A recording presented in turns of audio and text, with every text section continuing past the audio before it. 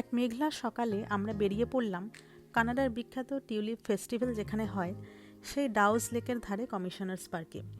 হাতে এবারে অনেকখানি সময় নিয়ে গেছিলাম, আর তাই ওটোয়ার মধ্যে এই শান্ত ছিমছাম জায়গায় আমরা সারাদিন প্রচুর ঘুরলাম। অনেকখানি জায়গা নিয়ে আর অসংখ্য সবুজ গাছগাছালি নিয়ে এই পার্কটায় শয়ে কালো কাঠবিড়ালি দেখতে পেলাম গাছে গাছে খেলা করে বেড়াচ্ছে। শুনেছি এই প্রজাতিটা খুব রেয়ার, একমাত্র কানাডার ওটোয়াতেই এদের দেখতে পাওয়া যায়। 1945 সালে দ্বিতীয় বিশ্বযুদ্ধে কানাডা নেদারল্যান্ডকে সৈন্যবাহিনী দিয়ে সাহায্য করে, আর ডাচ রাজকুমারী প্রিন্সেস জুলিয়ানাকে কানাডায় লুকিয়ে থেকে প্রাণ রক্ষা করতে সাহায্য করেছিল। যুদ্ধ শেষ হওয়ার পর তারই কৃতজ্ঞতা স্বরূপ নেদারল্যান্ড কানাডাকে প্রায় 1 লাখ টিউলিপ বাল্ব উপহার দেয়। তারপর থেকে আজও প্রতি বছর ডাচ রয়্যাল ফ্যামিলির পক্ষ থেকে কানাডাকে 10,000 টিউলিপ বাল্ব উপহার দেওয়া হয় এই ফেস্টিভ্যালের জন্য। দুই দেশের কি মিষ্টি এক বন্ধুত্বের গল্প লুকিয়ে আছে এই ফুলের মেলাকে কেন্দ্র করে, তাই না? প্রসঙ্গত জানিয়ে রাখি, মোটামুটি 26টি বাগান নিয়ে আর প্রায় 3 লক্ষ সংখ্যক টিউলিপ নিয়ে বিশ্বের আজ বৃহত্তম টিউলিপ ফেস্টিভ্যাল এটি, যা অনুষ্ঠিত হয় প্রত্যেক বছর মে মাসে কানাডার রাজধানী এই ওটোয়া শহরে।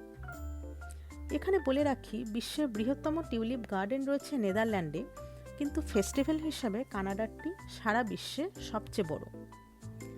বৃষ্টিতে অনেক ফুল নষ্ট হয়ে গেলেও যা আমরা দেখতে পেয়েছি তাও কম কিছু নয়।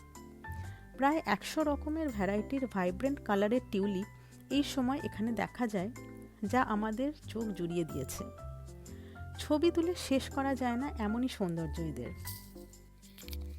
এর মধ্যে ডিপ পিঙ্ক রঙের সিঙ্গুলারলি, আগুন রঙা ফ্রিঞ্জেড ফায়ার কুইন, লিলির মতো দেখতে লিলি ফ্লাওয়ারিং, কার্লি পাপড়ির বেগুনি রঙা প্যারট টিউলিপ আমার বেশি ভালো লেগেছে।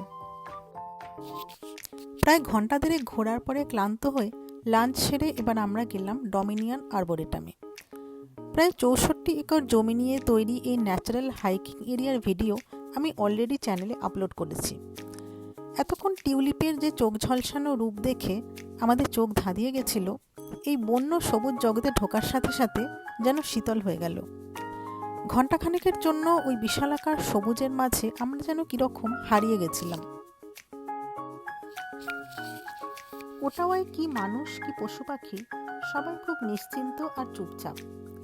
সবাই এখানে নিরিবিলিতে নিজের মতো থাকতে পছন্দ করে। আমাদের দুজনেরই খুব ভালো লেগেছে এখানে সারাদিন সময় কাটিয়ে। ওই দিন এতখানি পথ হেঁটেও আমরা খুব বেশি ক্লান্ত হয়ে পড়িনি। বিকেল নাগাদ বাড়ি ফিরে এলাম একরাশ ছায়ামাখা সবুজের শান্তি নিয়ে।